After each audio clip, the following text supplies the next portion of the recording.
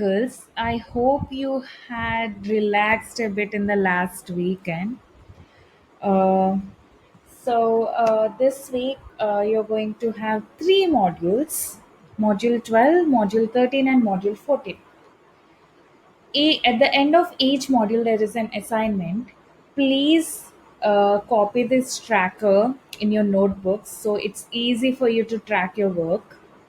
You can pause the video and uh, note this down. I presented this column because once you're done, you can actually tick mark here or write done here, and and make sure you're meeting the deadlines. Okay, so welcome to Module 12.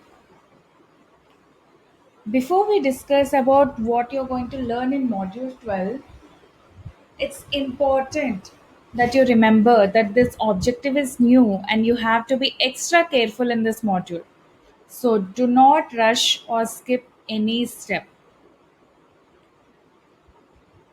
Now, in this module, we are going to learn application of ratios.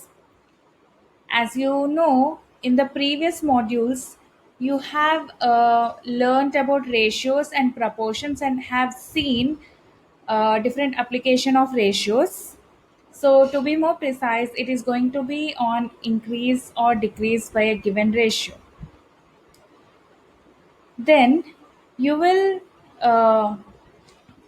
have access to a flip book that has solved examples and also some practice questions at the end.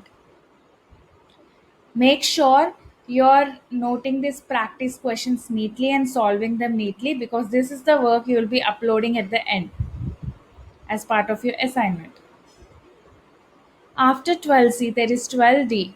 12D is a space for doubts and clarifications. In case you have any doubts, you can actually post your doubts in the comments of that Edmodo post.